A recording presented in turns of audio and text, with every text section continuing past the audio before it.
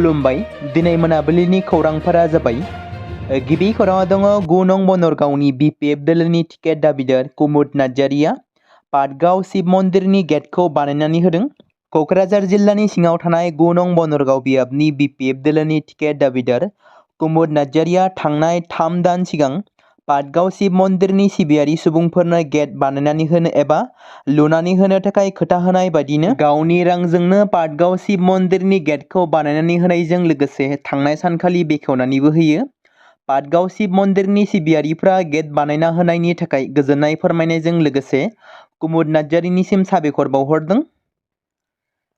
नैथि खौराङाव दङ भारतारि कंग्रेसनि दैदेनगिरि राहुल गान्धीआ बिसायख'थि आय'गनि बेरेखा दैखांनाय भट खावनायनि आयदायाव बेरेखा हान्जाखौ खौसे खालामदों। बेरेखा हान्जाया बे आयदानि सायाव समबाराव जयै हेंथा दिन्थिफुंनो सानथांखि खालामदों।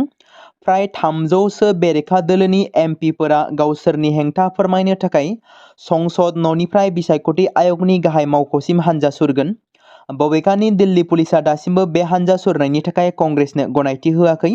कंग्रेस दोलोआ बुंनाय बायदिब्ला बेरेखा हान्जानि गासैबो दोलोनि दैदेनगिरिफ्रा बे हान्जा सुरनायनि सायाव बाहागो लागोन होनना बुंनाय जादों।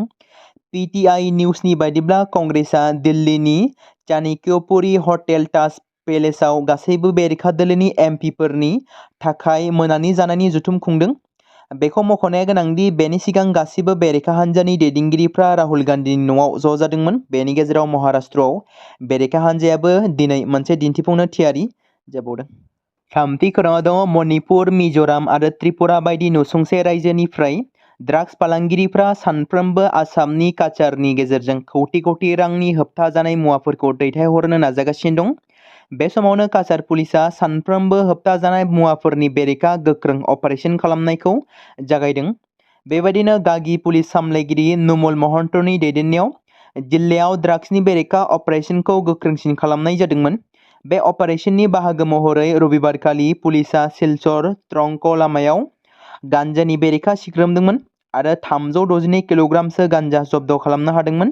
त्रिपुरानिफ्राय गुवाहाटी फारसे थांबाय थानाय AS11 CD 6925 नम्बरनि ट्राकखौबो नायबिजिरनायाव पुलिसआ 61 पेकेट गान्जा बोखांनो हादों, जेराव गान्जाखौ ट्राकनि मोनसे आन्दोनि खथायाव दोनखोमानाय जादोंमोन। बेखौ नसुंसेनि रायजो त्रिपुरानि आगरतलानिफ्राय दैथायहरनाय जादोंमोन होनना मिथिमोन्दों। बेराफारसेथिं गागि पुलिस सामलायगिरि नुमल महन्तआ फोरमायनाय बायदिब्ला हमनो मोननाय गान्जा पेकेटनि गासै लिरथाया 362 किल'ग्राम, जायनि बेसेना गासै 2.5 कौटि रांसो जागौमोन आरो लोगोसे सासे फालांगिरिखौबो हमनो हानायाव जाफुंसार जानो हादों।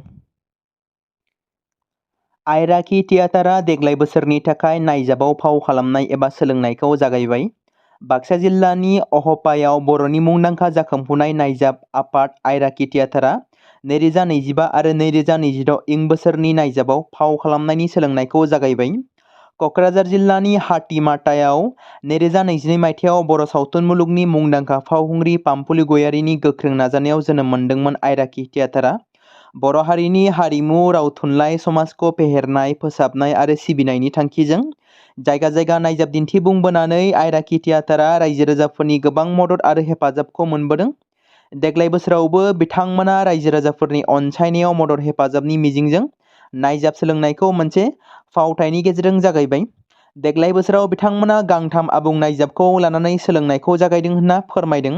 देग्लाय बोसोराव बिथांमोना गांथाम आबुं नायजाबखौ लानानै सोलोंनायखौ जागायदों। नायजाबफोरा जाबाय पामपुलि गयारीनि लिरनाय बिमा, गाम्बारि आरो नन्देस्वर केरकाटारिया लिरनाय दाखोन। बे नायजाबफोराव गाहाय फावखुंगुर महरै बिरजय नार्जारि, पामपुलि गयारी आरो सोरजि बर'जों लोगोसे सा 30सो गागि आरो जाखांफुनाय महरगिरिफ्रा बाहागो लागोन होनना फोरमायदों पामपुलि गयारीआ। आसामनि गिबि मन्थ्रि ड हिमन्त बिश्व शर्माया बुंदों दि सेन्सिटिभ ओनसोलाव थाग्रा थागिबि सुबुंफोरनो गाव गावनि रैखाथिनि थाखाय लाइसेन्स गोनां हाथियार होनाय जागोन। जाय बुंनाय बाथ्राखौ लानानै रायजोआव सोमजिदों दावराव, जेराव गिबि मन्थ्रिनि बे बिबुंथिया सुबुंफोरनि गेजेराव दान्थे बिदान्थे सोमजिहोदों। गिबि मन्थ्रिया ओरैबायदि बुंदों दि खोला चालमारा आरो मानकाचार बायदि ओनसोलफोराव हाथियार गैयाजासे थांनानै थानाया गोब्राब। मोनसे फिसा हारिनि सोरगिदिं 20 आरो 25 रोजा सुबुंफोरा बेंखननानै दं, जेराव गेजेराव मोनसे सूत्र दं। बे माखासे सुबुंफोरनो गावसोरनि रैखाथिनि थाखाय माबा मोनसे नांगौ।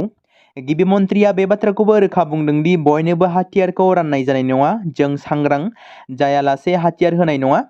आबुङै नायबिजिरनाय आरो आयेनारि खान्थिनि उनावसो हाथियारनि लाइसेन्सखौ होनाय जागोन। थांनाय 28 मे खालाराव आसाम सोरखारा फोसावदोंमोन दि मोनसे जर'खा बिथांखिनि सिङाव सेन्सिटिभ ओनसोल आरो गोजान गोजान जायगाफोराव थाग्रा जायगायारि सुबुंफोरनो हाथियारनि लाइसेन्सखौ होनाय जागोन। बेनि थांखिया बांलादेशनि सिमायाव आयेन बेरेखा हाबफैनाय, हारियारि दाङाबाजि आरो गुबुन रैखाथिनि खैफोदफोरखौ फोजोबनाय आरो बे खान्थिनि सिङाव धुबुरी, साउथ चालमारा, बरपेटा, मालिगाव आरो नगाव बायदि ओनसोलफोरखौ गोनांथि होनाय जागोन। बेबादि थिरांथा लानायाव गोबां सुबुंफोरा सोमोनांदों। खायसेया बेखौ ओनसोलारि सुबुंफोरखौ गोहो होनायनि मोनसे आगान महरै नोजोर होदों। फारसेथिं सुबुंफोरा बुङो दि बेयो ओनसोलाव जेंना आरो हिंसाखौ बांहोनो हागौ। बेरेखा हान्जाफोरा सोरखारखौ सोंथि दैखांदों दि आरो बुंदों बे खान्थिया थार लामायाव नङा।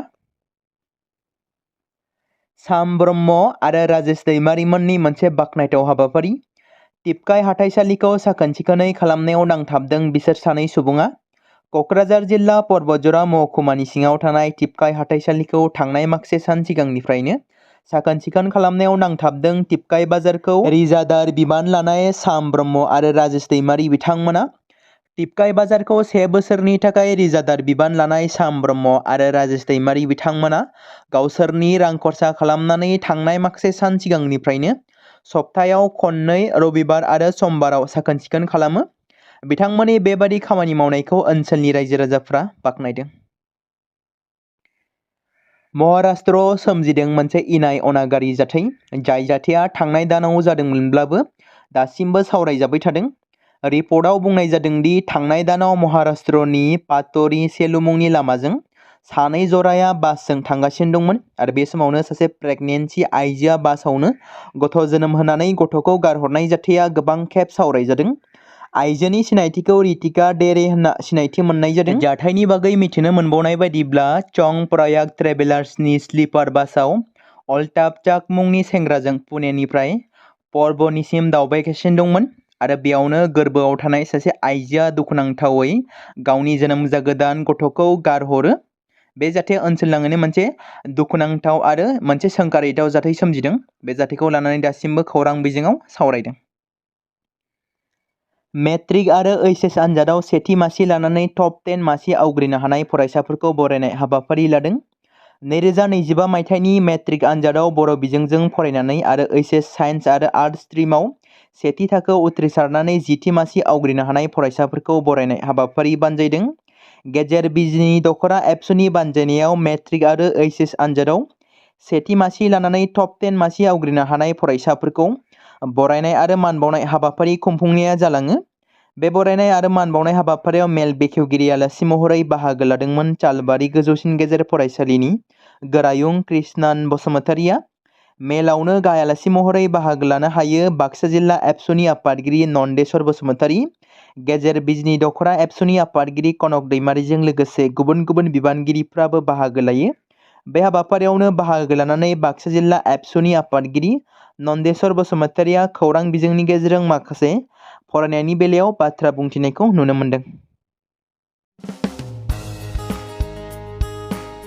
बे समाव मोनसे गोनां फोसावथाय बर' सावथुन नायनानै मोजां मोनग्रा गासै बर' रायजो-राजाफोरनि गेजेराव लानानै फैदों मोनसे बर'नि OTT प्लेटफर्म गोनां, जाय प्लेटफर्मनि गेजेरजों नोंथांमोना बर'नि गोदान गोजाम सावथुनफोरखौ नुनो मोनगोन। थांनाय माखासे बोसोर सिगां बर'नि गेजेराव लानानै फैनाय निउबो एप बायदिनो फिन आरोबाव लानानै फैदों बर' रायजो-राजाफोरनि थाखाय। बे बाथ्राखौ मख'नाया गोनांदि 2025 मायथाइनि जानुवारि दानाव ओंखारनाय आंगो स्ट्रिम मुंनि मोनसे OTT प्लेटफर्म गोनां निउबो एपनि गेजेरजों नोंथांमोना गोबांथार बर'नि सावथुनफोर जेरै ट्रेजेडि, रमान्टिक, एक्सन आरो कमेडिजों बुंफबनाय सावथुनफोरखौ नुनो मोनगोन। जेरै सनानि नखर, थांखि गैयै समाज, अनसुला आफा, हिर', बिमा बायदि बाजै, अर, थैसाम, वान्टेड, संदान आरो रं नाम्बार बायदि सावथुनफोरा मख'जाथाव।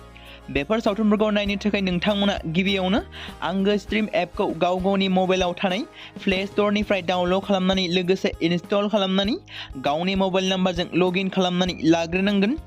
बेनि उनाव नोंथांमोना गोबांथार नुनो मोनै सावथुनफोरखौ गुगोल पे, फन पे आरो पेटिएमजों रं नाम्बार सावथुनखौ नायनो थाखाय 60 रां आरो संदान सावथुनखौ नायनो थाखाय 80 रां, वान्टेड सावथुनखौ नायनो थाखाय 60 रां, थैसाम सावथुनखौ नायनो थाखाय 60 रां बेबायदिनो गोबांथार नुनो मोनै सावथुनफोरखौ नायनो थाखाय सुबिदा खालामनानै होदों आंगो स्ट्रिम प्लेटफर्मा। फिन नोंथांमोननि गेजेराव फोरमायबावनो लादों बर' सावथुन नायनानै मोजां मोनग्रा गासै बर' रायजो राजाफोरनि गेजेराव लानानै फैदों मोनसे बर'नि OTT प्लेटफर्म गोनां, जाय प्लेटफर्मनि गेजेरजों नोंथांमोना बर'नि नुनो मोनै सावथुनफोर जेराव गोदान गोजाम सावथुनफोरखौ नुनो मोनगोन। बे बाथ्राखौ मख'नाया गोनांदि 2025 मायथाइनि जानुवारि दानाव दिहुनजानाय आंगो स्ट्रिम मुंनि मोनसे OTT प्लेटफर्म गोनां एपनि गेजेरजों नोंथांमोना गोबांथार बर'नि ट्रेजेडि, रमान्टिक, एक्शन आरो कमेडिजों बुंफबनाय सावथुनफोरखौ नुनो मोनगोन। जेरै रं नाम्बार, संदान, वान्टेड, थैसाम, अर, बिमा बायदि बाजै, हिर', अनसुला आफा, थांखि गैयि समाज, सनानि नखर बायदि बायदि सावथुनफ्रा मख'जाथाव। बेफोर सावथुनफोरखौ नायनो थाखाय नोंथांमोना गिबियावनो आंगो स्ट्रिम एपखौ गाव गावनि मबाइलाव थाखानाय प्ले स्ट'रनिफ्राय इनस्टल खालामनानै गावनि मबाइल नाम्बारजों लगइन खालामखांनायनि उनाव नोंथांमोना गोबांथार नुनो मोनै सावथुनफोरखौ गुगोल पे, फन पे आरो पेटिएमजों रं नाम्बार सावथुनखौ नायनो थाखाय 60 रां, संदान सावथुनखौ नायनो थाखाय 80 रां, वान्टेड सावथुनखौ नायनो थाखाय 60 रां, थैसाम सावथुनखौ नायनो थाखाय 60 रां बेफोरबायदिनो अर सावथुनखौ नायनो थाखाय 60 रां पे खालामनांगोन। बेबायदिनो गोबांथार नुनो मोनै बर' सावथुनफोरखौ नायनो थाखाय सुबिदा खालामनानै होदों आंगो स्ट्रिम प्लेटफर्मा।